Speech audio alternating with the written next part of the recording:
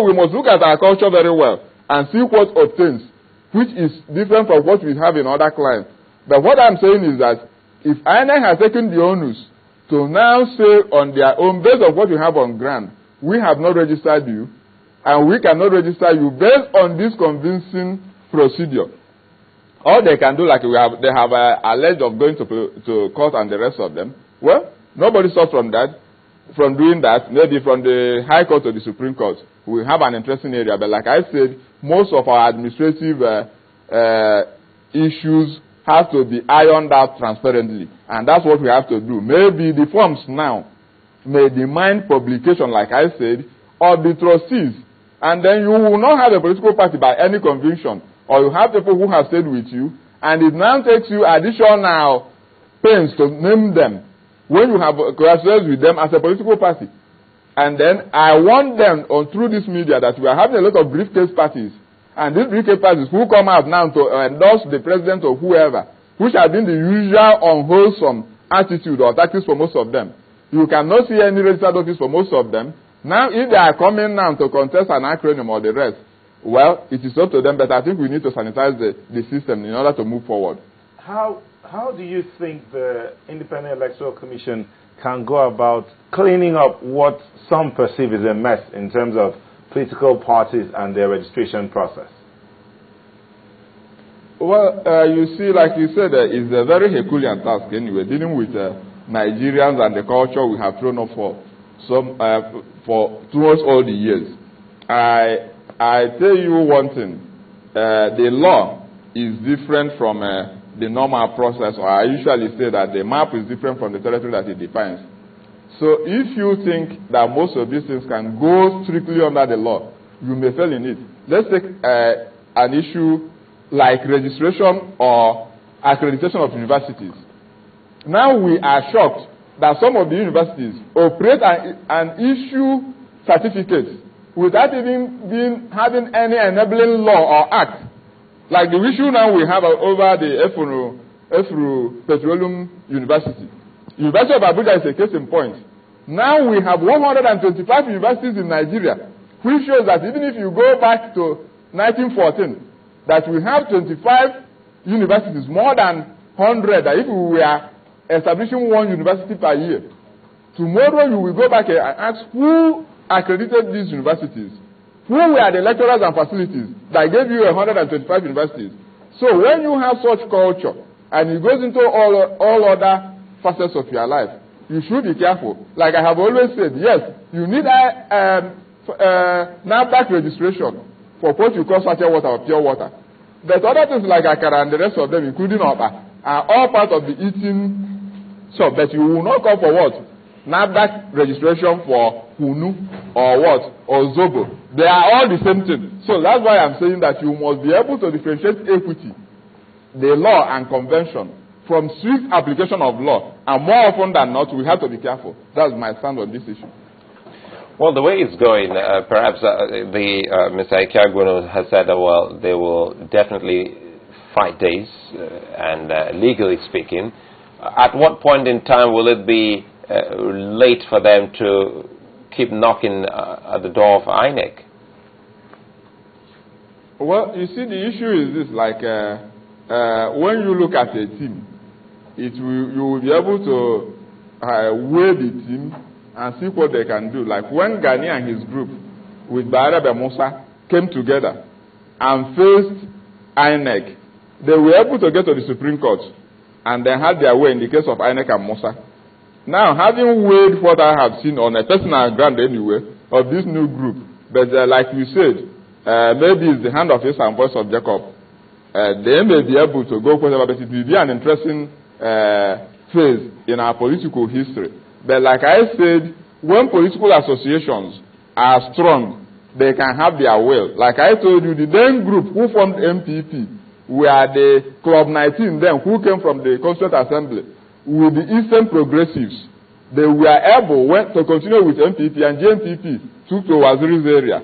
And you remember that it was National Movement that later became MPN, like PDM's role in forming of PDP. Today, PDM is no longer the issue or the driving force. So all these issues come and go. And you remember even in Second Republic, when we had the Committee of Petroids, Babangida had to fight it and stop it. Later on, there was also realignment of all sorts. So as at the moment, you may not be able to say, like I have always said, the main All Progressive Congress, did they apply to INEC? And what was the ground? Because if you were on television or wherever, and you have a logo and the rest, but you have not submitted your application forms, then it becomes a different thing. He who goes to equity must do equity. And delay defeats what? Equity. So equity in time prevails. So we'll be able to sort out this, but it all lies with what? INEC, and then being able to sanitize the system, and then make the Nigerian polity a more viable and credible area. If you take a good look at the entire thing, you will see that we have what? A problem of professionalism. Even in the packaging of the parties, the manifesto and every other thing. So until professionalism of that sort comes up, public policy may not be there, and then we will not be able even to see a clear-cut ideology or branding of political parties to make it marketable and sellable to the world and to Nigerians. So that is the issue on ground. Well, one other issue which most people are actually talking about at this point in time is the organization of INEC, which you also mentioned. You talked about INEC being the main, should I say, driver in all of this leading up to elections and even democracy.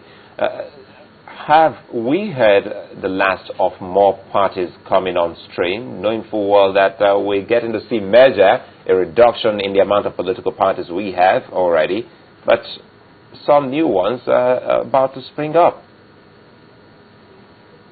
Yes, sir. You see, well, if you take a good look at the Uweye's report, which most of us include, I'm still an unrepentant believer in that report.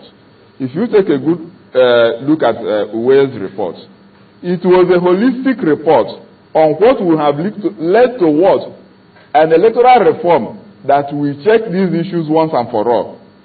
If you take a good look at that report, they said that the president will no longer appoint INEC chairman, neither will state governors. This is where this problem lies, really. Because if we had been able to do that and then keep INEC away from a lot of issues, like I have said, we have taken Jega as our own tree that makes a forest. But we should look at the institution as itself. Obama in 2009 said in Ghana that credible, reliable, and transparent institutions are the key to success in the 21st century. You need strong institutions, not strong men. So what we are saying is that a lot of intrigues, like you have seen, this is the beginning, will come up. And as these intrigues now unfold, there will be what? A very big task on INEC, on the electoral process itself. We have not even finished with, mind you that we have not even finished with the electoral petitions of 2011 election. So these are still issues. Now the regular courts are suffering from election petition, and some of us are even advocating for special constitutional courts to be able to lessen the burden on the courts. And every other thing in Nigeria, we have seen every person, even the man on the road, wants to go to court. And what is he going to court for? So all these, until true professionalism comes in, and then transparency and conviction, and until you make politics less attractive by bringing competition through what? Professional competitiveness in politics. If you don't do that, all this will continue, because we have now seen that the only escape route from poverty is to go into public office, amass as much wealth as possible, and that has brought all sorts on board. Like I have said, if you have been a political party for 2 years, nobody knows about that.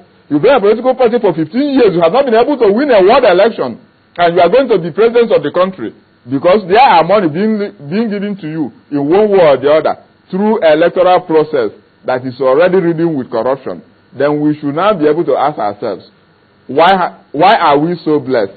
And why is this political route, this unwholesome route, the only means to our salvation? So we should be able to take a look. We have taken democracy, but we cannot microwave democracy, I have always said.